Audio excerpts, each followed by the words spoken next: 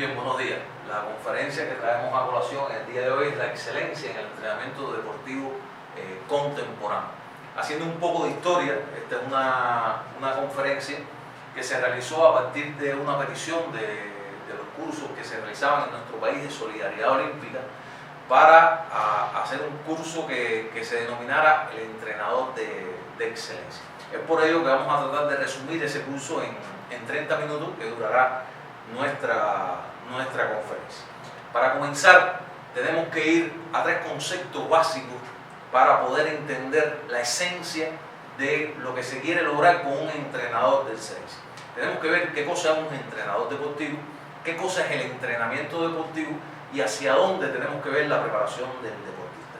El entrenador deportivo, todos diríamos que es el técnico, es el maestro, es el pedagogo que dirige todo el proceso de preparación y competencia de los deportistas, para lo cual estructura su actividad comunicativa de proyección, construcción organizativa y comunicativa, además de ser el hombre que toma las decisiones durante toda la preparación y además en el momento de la competencia.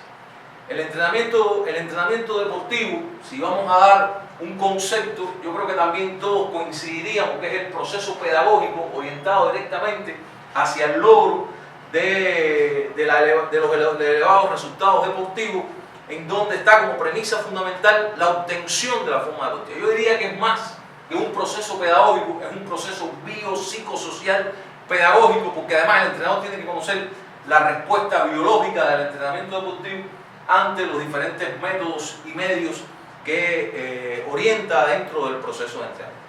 Y vamos a ver entonces la preparación del deportista como un concepto mucho más abarcador, mucho más amplio, pero que igual que los dos conceptos anteriores, el objetivo fundamental y final es buscar la obtención de la forma deportiva del atleta para lograr un resultado. Y diríamos que es un conjunto de medios, métodos y condiciones que aseguran el logro y la elevación de la disposición deportiva para la obtención de un resultado. Y a esos medios de la preparación le vamos a llamar a la preparación técnica, a la táctica, a la psicológica, la física y también la competitiva, porque la competitiva también tiene un contenido propio de entrenamiento deportivo. Ahora, cuando se habla hoy del entrenamiento deportivo o de actividad física, es obligado ir al panorama actual y futuro que está relacionado con la actividad deportiva.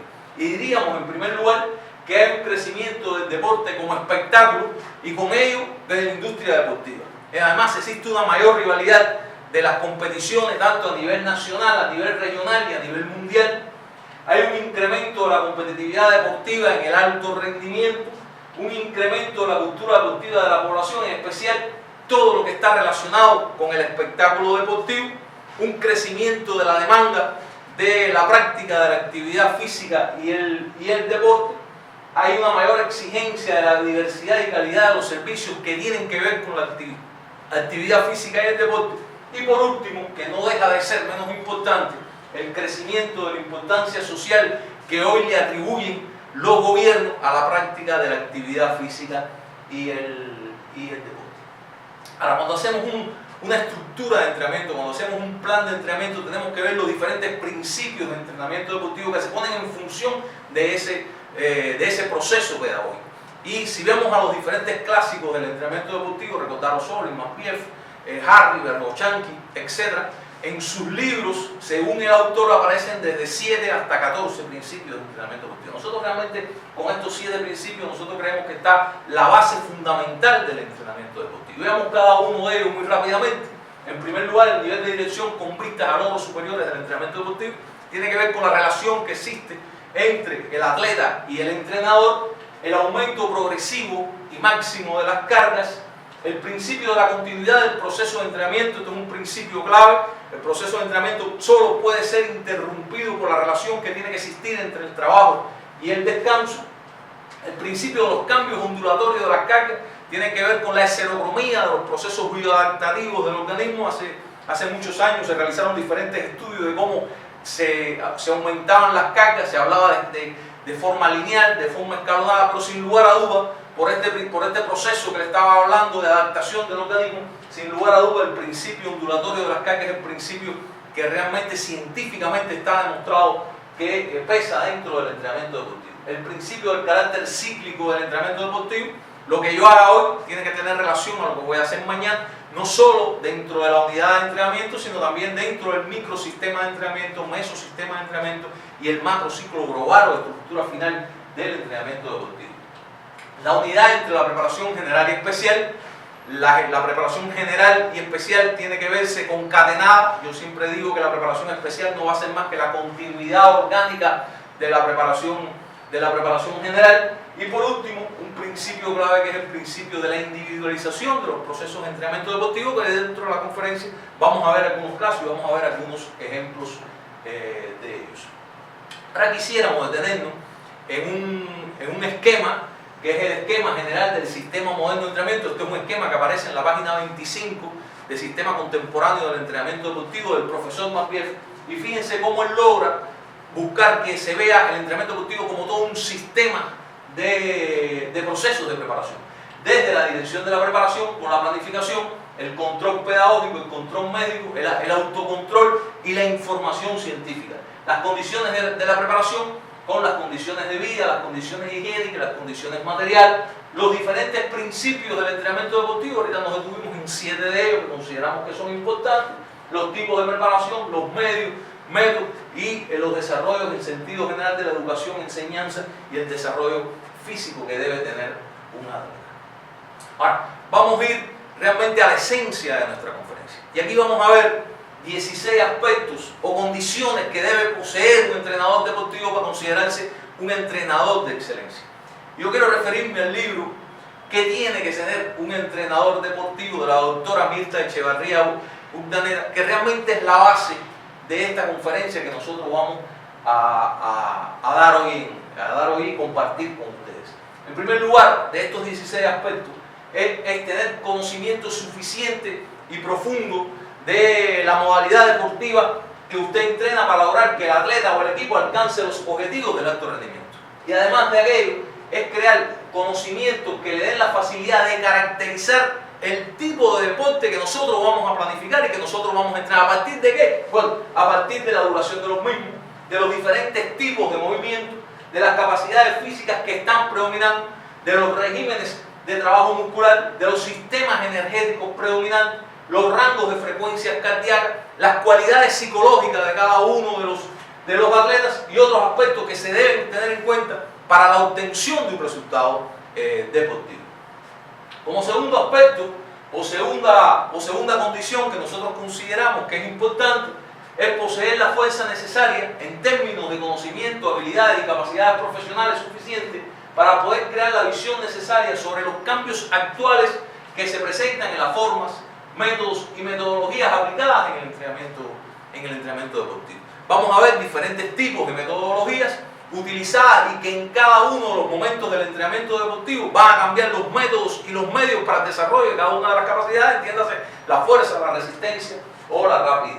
En tercer lugar, poder desarrollar iniciativas en función de mejorar todo el proceso pedagógico y el proceso de preparación de cada uno de los deportistas, tener conocimientos, habilidades pedagógicas y profesionales que lo lleven a que su atleta o equipo alcance el mayor resultado deportivo de acuerdo a la etapa dada. Fíjense que esto es esencial.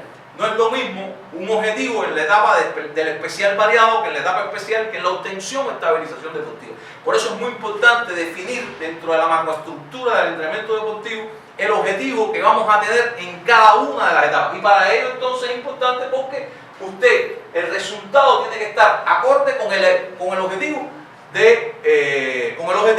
de esta etapa de entrenamiento.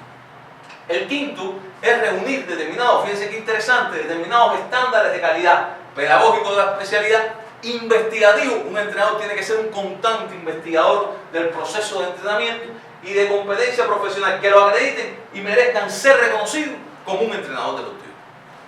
Veamos entonces la sexta condición para considerarse un entrenador de excelencia. En primer lugar, inspirar confianza no solo a sus atletas, sino también al equipo multidisciplinario que lo acompaña, a la institución o país que representa. Es decir, no es solo inspirar confianza desde el punto de vista de conocimiento, de preparación del proceso a nuestros atletas, sino también al equipo, es decir, a la triada que trabaja con nosotros, al médico, al fisioterapeuta, al psicólogo y todos los que tienen que ver, a los investigadores que trabajan dentro del proceso. Un séptimo aspecto es tener tacto pedagógico, aspecto importantísimo que nos dice del trato adecuado a los deportistas de acuerdo con las particularidades de cada uno de ellos. No puede olvidarse en tal sentido que todos los atletas no se les puede hablar y en particular llamarle la atención de la misma forma. Es decir, conocer las características o particularidades de cada uno de sus atletas desde todos los puntos de vista. Y ahí tenemos un hipervínculo que nos gustaría pinchar. Entonces, entremos en el hipervínculo que nos va a demostrar las particularidades y cómo en cada uno de los atletas tenemos que hacer una diferenciación del sistema de entrenamiento. Veamos aquí el caso de dos atletas que coincidieron en el mismo momento, atletas del equipo nacional de judo con altos resultados deportivos, pero con diferentes edades. Una atleta mucho más longeva que otra. Yuli González es la que está con color rojo. Yuli González, una atleta que ya tenía 4 cuatrienios de entrenamiento deportivo, 4 medallas olímpicas con un oro, una plata y 2 bronce, 7 medallas mundiales con 3 oro, 3 platas y un bronce. Y Yurisley Lupetenkova, una atleta que con solo 19 años ya era campeona mundial juvenil, campeona mundial escolar y campeona mundial de medalla. Pero se puede apreciar cómo en la estructura y en la preparación hay una diferencia en los diferentes volúmenes según las etapas. Fíjense que en la preparación física para la atleta Yuli González en el primer macro se le planificó 5 microsistemas de entrenamiento. Sin embargo, para Yurisley Lupetenkova, que es una atleta mucho más joven, se le planificaron 8 microsistemas de entrenamiento. ¿Por qué? Porque en Yuli González teníamos que tratar de buscar lograr la preparación o la obtención de la forma deportiva con medios más especiales que generales. Mientras que Yurisley Lupetenkova, que tenía solo 19 años, salía de las filas juveniles, pero ya con resultados de mayores, todavía había que crearle una base de entrenamiento deportivo para que se pudiera preparar para lo que después emana el alto rendimiento.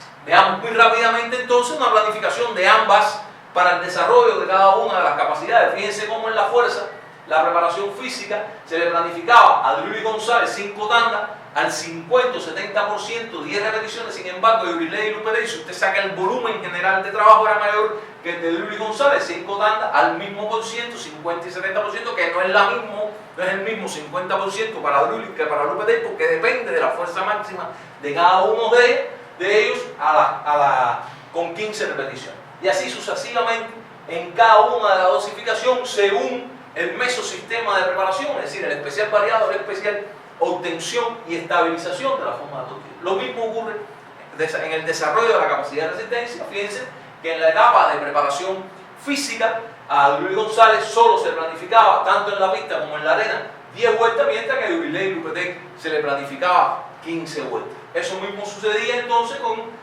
la capacidad de velocidad o la rapidez. Fíjense que si usted ve el volumen general de cada una de ellas, hay un mayor volumen de trabajo para Lupetenkova para crear esa base de entrenamiento que el que se le planificaba a Yuli González.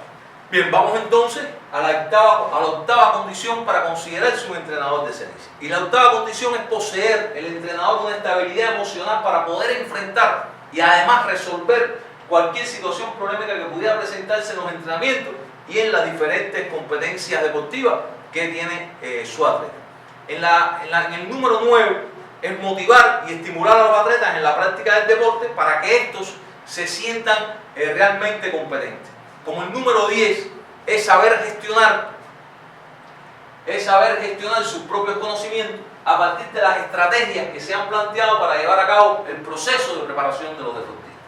En el número 11, tener conocimientos científicos y metodológicos sólidos que le permitan en determinada medida contrarrestar el efecto de las carencias de tecnologías de punta que hoy se ponen en función del alto rendimiento. Pudiéramos citar muchas tecnologías que hoy se ponen en función del alto rendimiento y que nosotros tenemos que suplirlo ¿con qué? Con la tecnología blanda o con la tecnología del conocimiento para tratar de contrarrestar estas tecnologías de punta que hoy se ponen en función del deporte de alto rendimiento. Como número 12, tener ética y autoridad dado por su actitud ante la sociedad, sus atletas, su trabajo y además de su ejemplo personal, lo cual va a ser reconocido por cada uno de sus atletas como un líder fundamental dentro del proceso pedagógico.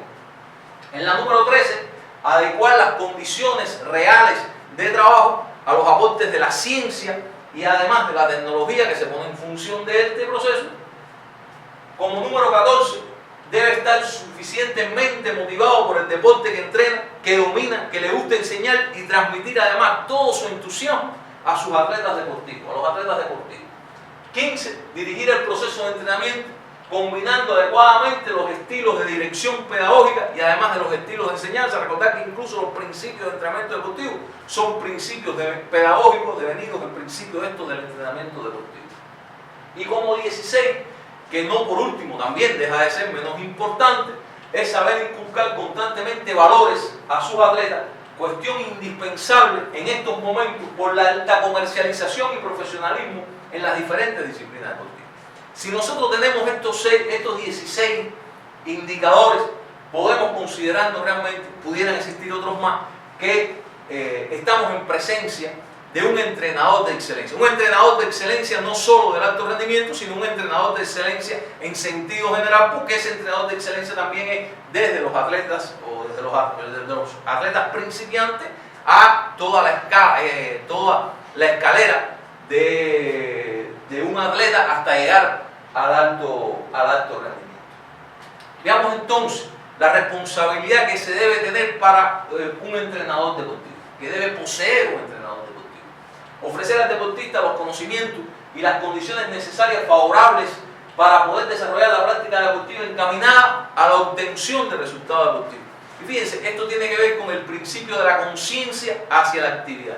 Cuando el atleta es capaz, o el deportista es capaz de tener conocimientos sobre la actividad que plantea, va a realizar la actividad con mucha más conciencia y por ende la asimilación de las cargas de entrenamiento van a ser mucho más favorables. Otro aspecto es aplicar la metodología del entrenamiento deportivo desde la instrucción, educación y desarrollo de sus atletas, independientemente de su edad, de su sexo, los niveles de rendimiento físico y además deportivo. Estar pendiente de la prevención y cuidado de la salud de sus atletas, haciendo un trabajo consecuente en la dosificación de las cargas y sobre todo evitar las lesiones por muy leves que estas lesiones sean. Estructurar la actividad pedagógica utilizando los conocimientos que posee con vistas a que el atleta logre su más alto rendimiento en la etapa en que se encuentra ese atleta y el momento de preparación que además se encuentra. Y evaluar sistemáticamente su trabajo y el deportista. A veces nos acostumbramos a realizar test pedagógicos a los atletas, sin embargo nosotros mismos no nos evaluamos. Y tenemos que evaluar cómo va el proceso en cada una de las direcciones en que está encaminado y encauzado el proceso con los atletas. A veces los atletas no tienen resultados, pero no es por el atleta, sino es porque nosotros hemos hecho una mala planificación del proceso de entrenamiento deportivo. Ahora, existen una serie de cambios del entrenamiento deportivo que ha dado consigo que existan incluso diferentes modelos de entrenamiento deportivo. Vamos a ver estos cambios en que se han dado en las tendencias actuales del mundo del deporte. En primer lugar, debido a las diversas formas competitivas que existen en la actualidad, durante un corto periodo de tiempo deben planificarse y organizarse los diferentes ciclos de entrenamiento. Y esto trae como consecuencia que existan varios modelos de planificación. Nosotros dentro de los modelos de planificación creamos tres grandes grupos. Un grupo que le llamamos los precursores del entrenamiento deportivo, los tradicionales del entrenamiento deportivo y los contemporáneos del entrenamiento deportivo. Dentro de los precursores podemos apreciar desde Kotov hasta Gorineski, hasta Ficala y terminando incluso en Osorio, recordar el libro clásico del entrenamiento deportivo, Sistema Contemporáneo del Entrenamiento Deportivo, que fueron hombres que hablaron ya de aspectos que hoy en la actualidad se mantienen con mucha vigencia, como es el carácter ininterrumpido del entrenamiento deportivo, solo interrumpido por la relación, como decíamos en el introito de nuestra conferencia, por la relación trabajo-descanso. También en esta etapa se logra definir ya diferentes ciclos de entrenamiento deportivo, los cuales ellos le llaman preparación principal, y surge también la transición, el tránsito de una preparación hacia otra. Dentro de los modelos tradicionales, bueno, el modelo tradicional básico que además se mantiene en la contemporaneidad, que es el modelo de la periodización de Matveev, y ya dentro de los contemporáneos se enrumban diferentes tipos de preparaciones y recordar a Verhochanki, recordar los ATR. Hay un modelo muy utilizado en nuestro país, que es el HTRT, donde la diferencia está fundamentalmente en el mesosistema de hibridación, donde se transita los medios generales hacia lo especial y también la transición al final. La utilización reiterada de periodos directos de competencia, lo que conocemos por PDC, en deportistas y deportes de alto nivel para lograr la forma deportiva. Fíjense qué interesante esto, y hay que tenerlo muy en cuenta. Los PDC tienen que ser para atletas de alto nivel. No puede existir un PDC para un atleta principiante porque no está preparado para las exigencias del alto rendimiento. Por eso siempre recalcamos que es para atletas de una alta longevidad deportiva o para atletas que poseen un alto nivel de preparación. Otro aspecto es el marcado predominio de la preparación especial en la correlación con las cargas de entrenamiento. Hoy, para lograr la forma deportiva durante diferentes etapas del entrenamiento deportivo, se busca lograr esa forma deportiva a través sobre todo de medios especiales. Existe en todos los deportes una modificación en la regla buscando un mayor espectáculo. Hay deportes que no se parecen nada a deportes hace 5 años, por ende tiene que cambiar la planificación del entrenamiento deportivo, además la mentalidad de los entrenadores a la hora de planificar el entrenamiento deportivo. En la preparación especial y profesional del grupo multidisciplinario que lo acompaña, ahorita me refería a la triada médica, a los investigadores, a los biomecánicos que trabajan directamente con los entrenadores deportivos dentro del propio proceso, en todo el sistema metodológico de la preparación deportiva y en la rigurosidad con que hay que dosificar la carga de entrenamiento, tanto desde el punto de vista individual como desde el punto de vista colectivo. Para culminar la conferencia queremos dejarlo con un concepto que hoy es un boom en el mundo del entrenamiento deportivo, que es el concepto de bioadaptación del entrenamiento deportivo. Y para ello vamos a ir poco a poco, le vamos a dar algunas recomendaciones y algunas tareas para que ustedes puedan propiamente investigar. Pero ¿qué llamamos bioadaptación? Bueno, primero tenemos que ir al concepto de adaptación y referirnos al diccionario de Cervantes, la voz de Cervantes, donde dice que es acomodarse o venirse a condiciones o circunstancias diversas. Entonces, ¿qué cosa es bioadaptación? ¿Es realmente tan novedoso la bioadaptación o ya se había hablado anteriormente de este concepto tan importante para el entrenamiento deportivo? Veamos entonces cómo este concepto de bioadaptación, que decíamos que es un boom, hoy en la actualidad, en la contemporaneidad, ya sin embargo en el año 1809, Lamarck, en su concepto de la evolución de las especies, ya dice que es de vital importancia su concepción sobre el desarrollo evolutivo de las especies en la Tierra, y por primera vez formula el principio acerca que tiene la influencia del ejercicio físico sobre el organismo.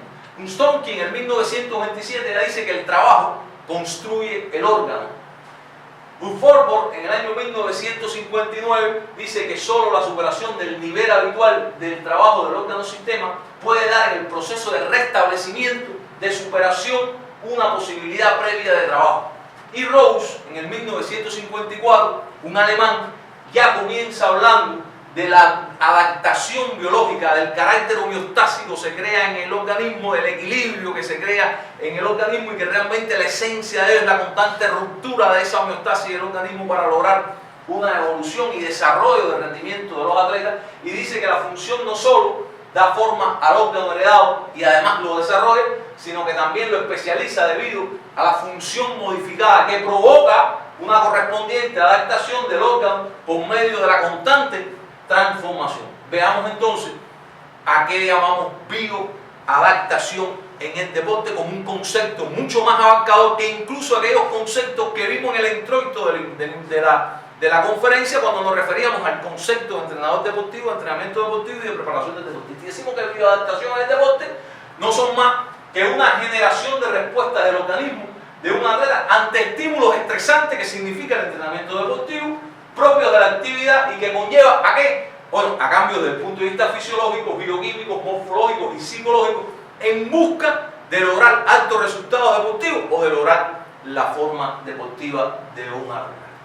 La bibliografía que nosotros les recomendamos que ustedes deben tratar para estudiar un poco y trabajar en base a esta conferencia o a este intercambio que hemos hoy tenido con ustedes es el libro Metodología del Entrenamiento Deportivo, Escuela Cubana, de los doctores en ciencia René Romero Esquivel y Antonio Becali Guerrero. Con esto terminamos. Muchísimas gracias por la atención.